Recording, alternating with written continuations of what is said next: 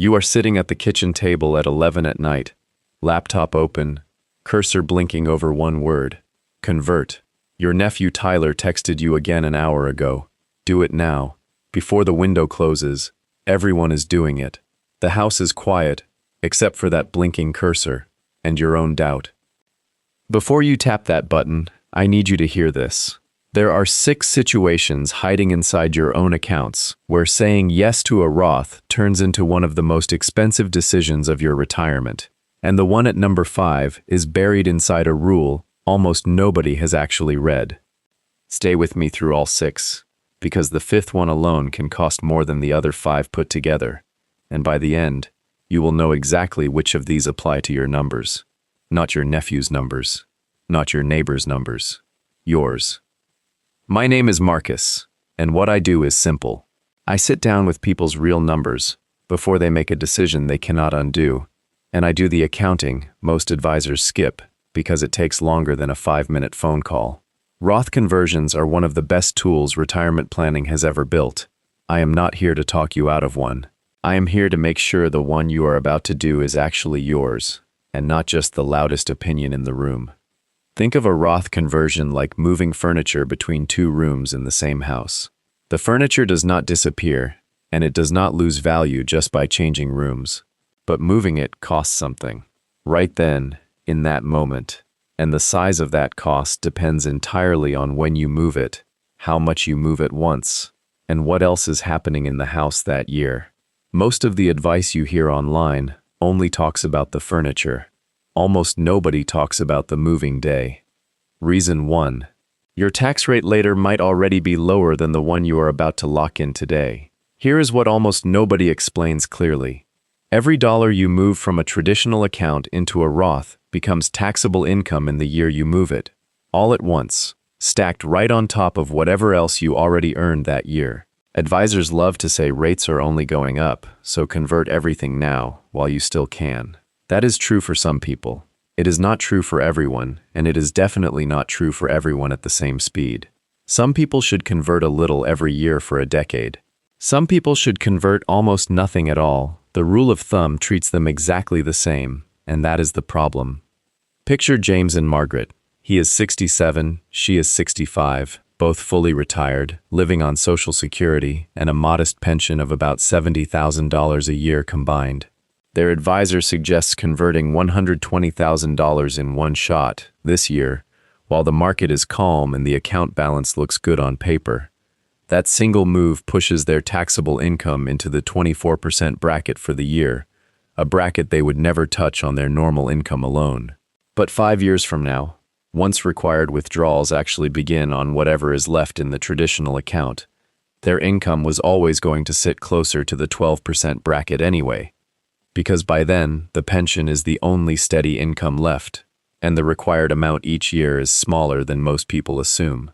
James and Margaret were about to prepay a 24% bill on money that was going to cost them 12% later, all to convert it faster than they ever needed to. Nobody sat down and asked them a simple question first. What does your income actually look like 5 years from now, not this year? A Roth conversion done at the wrong bracket is not a strategy. It is a coupon you paid full price to use. If this is the first time one of these 6 has actually applied to your own plan, a like tells YouTube to put this in front of more people asking the exact question you are asking right now. Reason 2. The Medicare bill that shows up 2 years late. If you are 65 or older, Medicare does not just charge you a flat premium. It runs a surcharge based on your income, and a Roth conversion counts as income, exactly like a paycheck would. Cross a certain line by even $1, and your premium jumps into the next tier, for you and your spouse both, for a full year. This is not a small adjustment. It is a step function, meaning $1 extra of income can trigger hundreds of extra dollars a year in premiums, not a proportional increase, a full jump to the next shelf. Here is the part that catches people off guard every single time. Medicare does not look at this year's income to set next year's premium. It looks at your tax return from 2 years back. So the conversion James and Margaret do this year will not show up on their premium bill until 2 years from now. long after they have filed the paperwork and forgotten they even made the move. If that $120,000 conversion pushes their combined income over the line, their Medicare premiums could climb by several $100s a month for both of them for an entire year, arriving as a surprise bill with no obvious connection to a decision they made 2 years earlier. By the time that letter shows up, most people have already spent the mental energy blaming the wrong year entirely. The Roth tax bill and the Medicare bill are not the same envelope. Most people only budget for one of them. If nobody ever explained that 2-year delay to you before this video, subscribing means you catch the next one of these before it catches you. Reason 3. The Social Security tax torpedo. If you are already collecting benefits, up to 85% of that check can become taxable, depending on your combined income for the year. A Roth conversion adds directly to that combined income number, which means it can drag more of your own Social Security into the taxable column, on top of the tax on the conversion itself. Financial planners have a name for this. They call it the crowding out effect, because the new income crowds out the tax-free room your benefit used to sit in. Margaret already collects her benefit. Right now, most of it sits untaxed, because their overall income is modest enough to stay under the threshold. The moment they add $120,000 of conversion income on top of that, more of her Social Security check gets pulled into taxable territory too, in the same year. They are not just paying tax on the money they convert. They are quietly paying tax on income they already earned years ago that used to arrive tax-free. It is the same paycheck, taxed differently, purely because of a decision made in a completely different account. $1 of conversion can tax $1 you already earned, twice, in the same year. That is the torpedo, and it does not show up on any single line of the form you are filling out. If you want us to run a situation closer to your own numbers in a future video, drop it in the comments. Honestly, that is where most of these examples come from in the first place. Reason 4. You do not actually have the cash sitting outside the account to pay for this.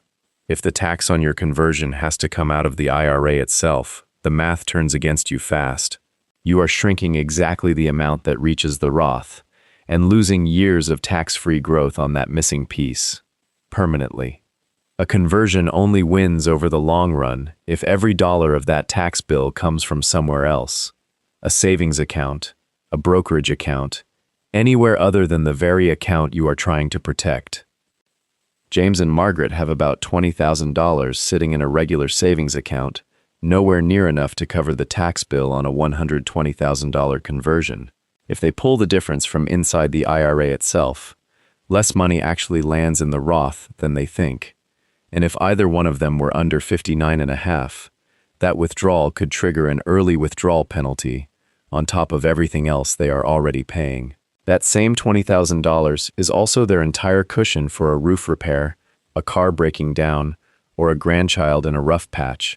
And once it is spent on taxes, it is not coming back for any of those things either. Paying the toll with the same money you were trying to protect defeats the entire point of the trip.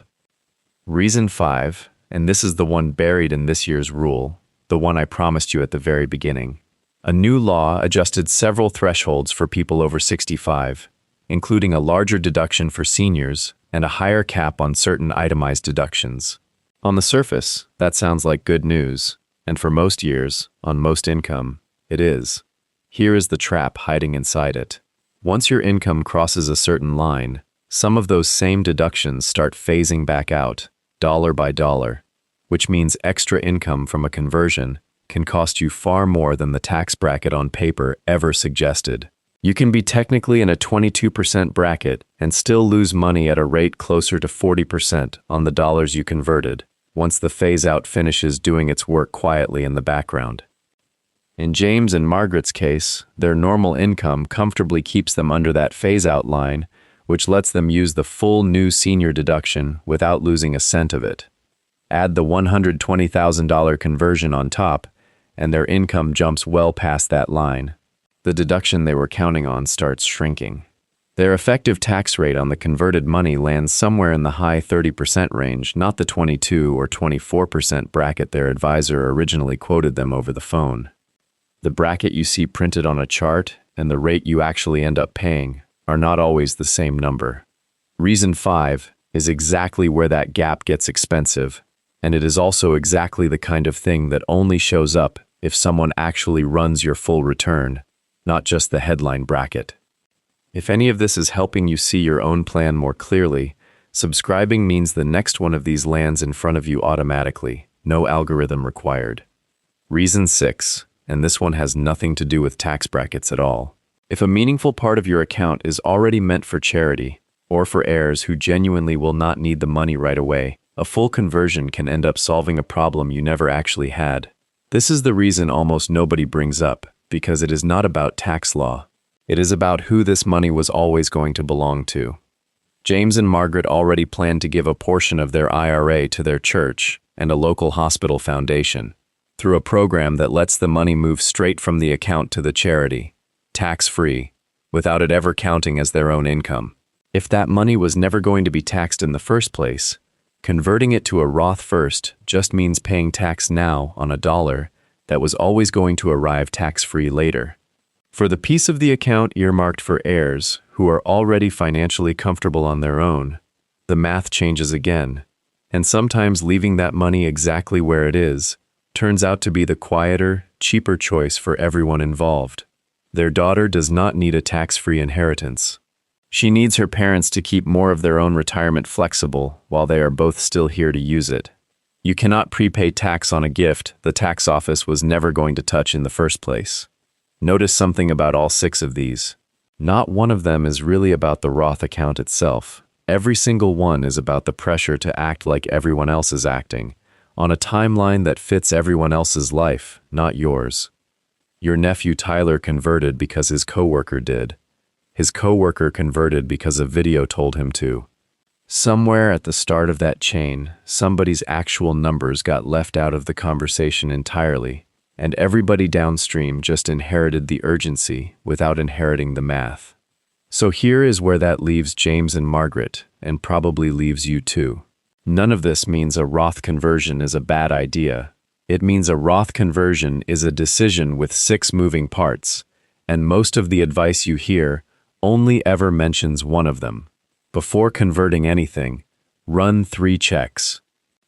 1.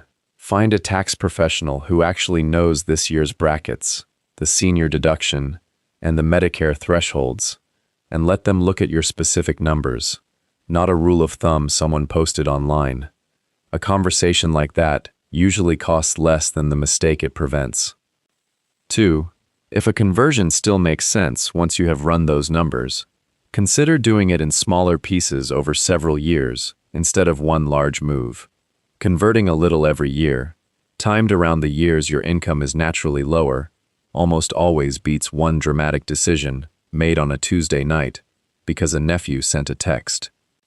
3. Make sure the decision actually fits your real income, your Medicare timeline, your Social Security, and your real charitable and family plans, not a headline you happened to see once. The account is yours. The timeline should be yours too. If this changed even one thing about how you are looking at your own account tonight, share it with someone else, standing at that same kitchen table, deciding the same thing you are.